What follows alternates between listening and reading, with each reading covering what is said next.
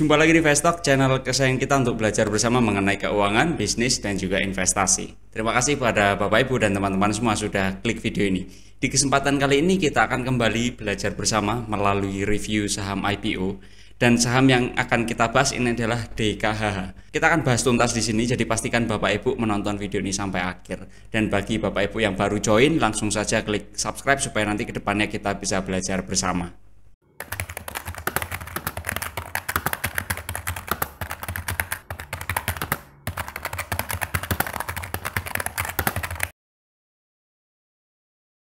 Ya, kita mulai dulu dari profil perusahaan DKHH atau PT Cipta Sarana Medika Tbk. Ini merupakan perusahaan yang bergerak di bidang rumah sakit swasta dengan fokus utama pada pelayanan kesehatan yang optimal. Saat ini DKHH mengelola rumah sakit tipe C yang berlokasi di berbagai wilayah strategis, yaitu Kedung Waringin, Sukatani, dan Cibadak. Rumah sakit tipe C ini merupakan rumah sakit umum yang memberikan pelayanan kedokteran spesialis terbatas dengan pelayanan spesialis dasar seperti penyakit dalam, bedah, kebidanan, dan juga anak, serta pelayanan spesialis penunjang lainnya. Rumah sakit tipe C ini juga memiliki fasilitas penunjang medis seperti ruang operasi, ICU, NICU, laboratorium, dan radiolog. DKHH hadir untuk mengatasi kekurangan dan vaskes yang tidak merata di Indonesia, sehingga pelayanan kesehatan terbaik dapat dinikmati oleh masyarakat secara luas. Sebagai sebuah organisasi, visi utama dari DKHH ingin mewujudkan Indonesia sehat yang berperan sebagai pilar utama dalam pemerataan layanan kesehatan. Sedangkan untuk mencapai visi tersebut, misinya adalah menumbuh kembangkan institusi kesehatan dan bermanfaat bagi masyarakat. Yang kedua adalah menjadi solusi layanan kesehatan yang inovatif, adaptif, dan kolaboratif. Dan yang ketiga adalah memahami beragam kebutuhan masyarakat dengan memberikan layanan kesehatan yang tepat, efektif, dan juga efisien. Pemilik dari perusahaan DKHH itu sendiri, kalau kita melihat ya, DKHH ini akan melaksanakan aksi korporasi beruntun, yaitu yang pertama IPO dan yang kedua waran. Seluruh rangkaian aksi korporasi tersebut menggunakan penerbitan saham baru, artinya seluruh perolehan modal tambahan akan masuk ke entitas DKHH. Setelah rangkaian aksi korporasi tersebut, pemilik utama dari DKHH adalah PT Siliwangi Jayakusuma Hospital. Dan pada akhirnya penerima manfaat akhir dari DKHH adalah keluarga Willis, serta ada keluarga Tri Budiman. Ini terdiri dari beberapa orang, Bapak Ibu juga bisa membacanya, seperti yang ada di tabel. Kalau kita masuk ke struktur organisasinya, ada Dewan Komisaris dan juga Dewan Direksinya. Kami menilai jumlah manajemen kunci dari DKHH ini cukup efisien, yaitu jumlah komisarisnya hanya 3 orang, ini termasuk 2 orang komisaris independen, serta direkturnya atau direksinya ini hanya ada 2 orang. Ya, berikutnya kita perlu mengetahui masing-masing profil dari manajemen kunci, tapi kita akan sampling, kita bantu reviewnya itu dari komisaris utama dan direktur utama. Ada baiknya Bapak Ibu juga melihat profil komisaris dan direktur lainnya ya. Kita lihat profil dari Bapak Iqbal Rahim Willis selaku komisaris utama. Bapak Iqbal ini komisaris utama sejak tahun 2025. Beliau adalah warga negara Indonesia dan usia sekitar 57 tahun. Latar belakang pendidikannya adalah Diploma Teknik Elektronika dari TAFE University pada tahun 1986, dilanjutkan dengan sarjana teknik di Curtin University pada tahun 1993, dan juga ada gelar Magister Manajemen dari Pelita Harapan University di tahun 2021. Ya, secara garis besar Bapak Iqbal Rahim Willis ini punya keahlian dan pengalaman dalam kepemimpinan strategis di berbagai lintas sektor perusahaan ya. Sedangkan Bapak Satria Muhammad Willis ini adalah direktur utama sejak tahun 2025.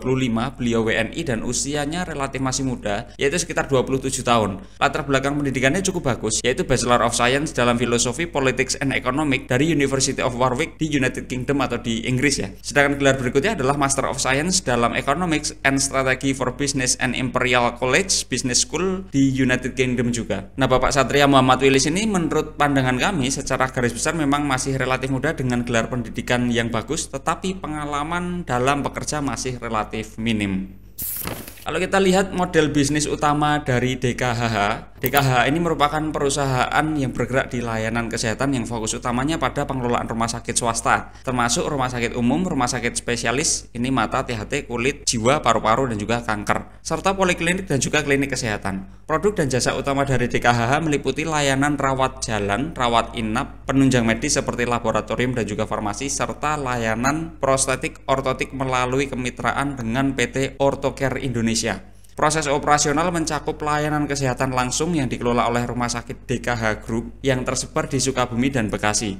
Segmentasi atau konsumen utama dari DKHH ini adalah pasien BPJS dengan strategi penempatan rumah sakit di daerah yang belum terlayani secara optimal oleh rumah sakit besar. Dan distribusi layanan dilakukan secara langsung di lokasi rumah sakit, didukung kemitraan rujukan dengan berbagai puskesmas dan rumah sakit daerah. DKHH ini bekerja sama dengan pemasok seperti Hexfarm Jaya, Sunbay, dan juga Bernofarm untuk pengadaan alat kesehatan dan kebutuhan farmasi. DKHH telah memperoleh akreditasi rumah sakit tingkat paripurna dari KARS serta memiliki strategi pertumbuhan yang mencakup perluasan layanan dan peningkatan efisiensi operasional melalui penerapan teknologi informasi. Sebagai sebuah organisasi, keunggulan utama dari DKHH itu sendiri adalah DKHH unggul dalam model bisnis yang fokus utamanya pada penetrasi pasar di wilayah dengan keterbatasan akses layanan kesehatan seperti Sukabumi dan juga Bekasi. Serta dominasi pasien BPJS ini menciptakan basis konsumen stabil yang berkelanjutan. Tapi dari situ juga muncul kelemahan utamanya. Kelemahan utama dari DKHH adalah punya ketergantungan yang tinggi pada pendapatan dari pasien BPJS itu tadi. Yang mana ini memiliki tarif reimburse yang tetap dan relatif rendah dibandingkan pasien umum atau asuransi swasta sehingga membatasi potensi margin keuntungan. Jadi dengan kata lain ya, keunggulannya bisa lebih stable dari sisi revenue, tapi secara margin akan lebih terganggu dan tergantung dari BPJS itu sendiri ya. Berikutnya kita bahas rencana perolehan dan penggunaan dana IPO serta rangkaian aksi korporasi lainnya. Perolehan tambahan modal kita bahas dulu. DKHH akan menjual sekitar 530 juta lembar saham melalui IPO dan 265 juta lembar saham tambahan dari waran seri 1. Aksi korporasi IPO ini memiliki harga penawaran di antara 100 sampai 132 rupiah per lembar sahamnya. Artinya maksimal tambahan modal dari IPO adalah sekitar 69,96 miliar rupiah, sedangkan dari aksi korporasinya waran akan memiliki harga penawaran di antara 150 sampai 175 per lembar saham, yang artinya maksimal tambahan modal dari waran ini adalah sekitar 46,37 miliar rupiah. Dari modal-modal yang dikumpulkan ini, penggunaannya adalah yang pertama sekitar 612 juta rupiah. Ini akan digunakan untuk belanja modal, yaitu untuk merenovasi rumah sakit DKH Cibadak dengan menggunakan jasa pihak ketiga yang bukan merupakan pihak afiliasi. Sedangkan berikutnya sekitar 40,76 miliar rupiah ini akan digunakan untuk pembangunan gedung baru di sekitar area rumah sakit DKH Cibadak dengan menggunakan jasa pihak ketiga yang bukan merupakan pihak afiliasi juga. Poin yang ketiga adalah sekitar 3,61 miliar rupiah akan digunakan untuk belanja modal berupa pembelian CT scan serta alat medis dan non-medis yang akan digunakan di gedung baru rumah sakit DKH Cibadak yang tadi dibangun ya. Dan poin yang keempat yang terakhir, sisa dari seluruh hasil dana perolehan ini akan digunakan sebagai tambahan modal kerja seperti beban pemasaran dalam rangka peningkatan branding, serta pembayaran vendor untuk obat atau farmasi yang mekanisme pembeliannya secara PO atau purchase order. Kita masuk kepada poin pembahasan penjamin pelaksana emisi efek atau lead underwriter-nya ya. Ini di sini adalah PT MNC Sekuritas, yang mana dari kinerja PT MNC Sekuritas sendiri selama menjadi lead underwriter emiten yang lain, ini contohnya seperti SMLE, ini harga IPO-nya di 175 dan harga tertingginya di 316, berarti ada perubahan harga sekitar 80,57% ya. Ada juga contohnya TOSK, ini harga IPO-nya sekitar 125 dan harga tertingginya sekitar 168, artinya perubahan harganya sekitar 34,40%. Dan contoh yang lainnya ada Meja, ini harga IPO-nya 103, fluktuasinya cukup panjang terjadi dan harga tertingginya di 446 atau perubahan harganya sekitar 333%. Ya, kita melihat kinerja harga saham pasca IPO ini dapat berbeda-beda tergantung pada kondisi pasar, faktor fundamental perusahaan dan pemilik dari perusahaan yang bersangkutan. Walaupun juga dari sisi underwriter maupun lead underwriter juga bisa berpengaruh ya. Sedangkan klasifikasi papan pencatatan dari DKHH sendiri, kalau kita lihat dari BEI kan ada 3 klasifikasi papan ya, papan utama, papan pengembangan, dan papan akselerasi. Sampai pada prospektus itu diterbitkan dan video ini dibuat ya, belum ada informasi resmi dari BEI terkait klasifikasi papan pencatatan saham terkait. Tapi dari data keuangan yang ada, kami menduga akan masuk ke papan akselerasi, yang mana papan akselerasi ini ditujukan untuk perusahaan yang ukurannya relatif lebih kecil dan relatif lebih kurang stabil dibandingkan papan pengembangan maupun papan utama yang paling stabil di papan utama ya. Nah, kita bahas dari sisi analisis kuantitatifnya dari laporan keuangannya. Kita bahas dulu di sisi neracanya. Di bagian neraca di sisi yang pertama per Oktober 2024, posisi paling dominan itu adalah aset tidak lancar. Karena di aset lancar posisinya sekitar 13,22% dan aset tidak lancar sekitar 86,78% dari total asetnya ya. Dan aset lancar yang paling dominan adalah piutang usaha. Ini sekitar 59,39% dari total aset lancar, dan juga kas serta setara kas ini sekitar 13,51% dari aset lancar. Sedangkan yang kedua ada aset tidak lancar, ini didominasi oleh aset tetap. Ini sekitar 56,24% dari total aset tidak lancar ya, terutama pada alat bangunan serta alat kesehatan. Lalu rata-rata pertumbuhan aset tidak lancar sendiri dalam 3-4 tahun terakhir ini sekitar 57,22% per tahunnya. Dan pertumbuhan yang cukup bagus ini juga terjadi karena peningkatan modal serta tambahan modal yang cukup signifikan. Artinya bukan karena pertumbuhan bisnis dari laba saja ya. Kita bahas di sisi neraca pada bagian yang kedua. Di Oktober 2024 ya, utang jangka pendek porsinya itu sekitar 13,52% dari total aset, utang jangka panjang sekitar 38,61% dari total aset, dan ekuitasnya sekitar 47,87% dari total aset. Kalau kita masuk utang jangka pendek sendiri, ini didominasi oleh utang bank jangka pendek ini sekitar 27,45%, dan biaya yang masih harus dibayar ini sekitar 25,07%. Sedangkan pada sisi utang jangka panjang didominasi oleh dana syirkah temporer ini sekitar 49,36% dari total utang jangka panjangnya, dan juga utang bank. Ini ada utang bank 44,56% dari total utang jangka panjangnya. Pertumbuhan ekuitas dari tahun 2021 ini sekitar 45,78% per tahun, dan pertumbuhan ekuitas yang signifikan ini terjadi karena peningkatan modal serta tambahan modal yang cukup signifikan. Kalau kita lihat pada bagian laba ruginya, rata-rata pertumbuhan revenue itu sekitar 12,70% per tahun sejak tahun 2021. Pada sisi laba operasi, rata-rata pertumbuhannya justru mengalami penurunan sekitar 8,12% per tahun sejak tahun 2021. Dan hal yang sama juga terjadi pada laba bersih, justru mengalami penurunan sekitar 30,90% per tahun sejak tahun 2021. Hal ini bisa terjadi karena basis laba di tahun 2021 ini relatif tinggi dibandingkan di tahun 2024. Jadi seolah-olah setiap tahunnya turun ya. Tetapi dari sini kita juga bisa ketahui bahwasannya pertumbuhan revenue yang cukup bagus ini tidak diimbangi dengan optimalisasi operasi bisnis, sehingga tingkat beban dan biaya tumbuh lebih tinggi dan pada akhirnya menurunkan laba.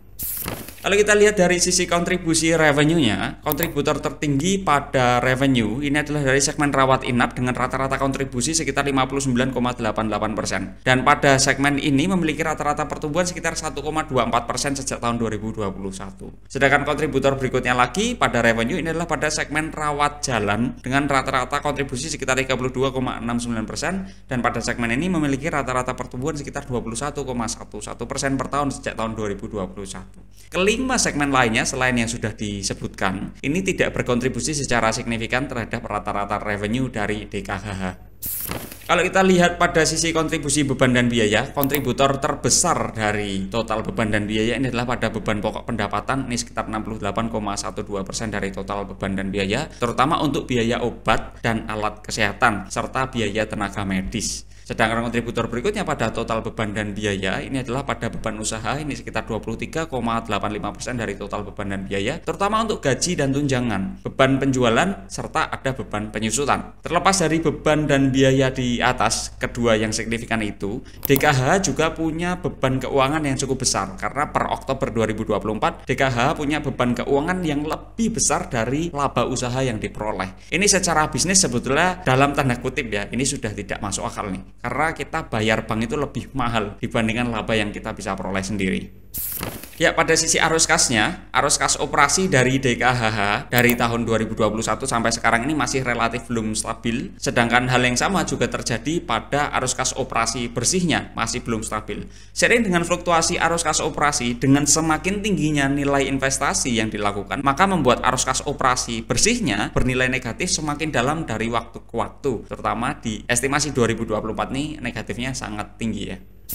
Kalau kita masuk ke rasio aktivitasnya, DKHH punya persediaan yang dapat diubah menjadi penjualan dengan rata-rata waktu sekitar 16-17 hari, yang mana ini cukup bagus. DKHH punya waktu perputaran piutang usaha menjadi kas dengan rata-rata waktu sekitar 45-51 hari. Dan DKHH punya utang usaha dengan waktu pembayaran sekitar 12-19 hari. Secara garis besar ya aktivitas operasi dari DKHH masih relatif bagus. Tetapi para investor perlu mengawasi terutama pada bagian piutang usaha, karena secara dominan sudah lewat jatuh tempo dan dominasi piutang usaha ini adalah dari BPJS.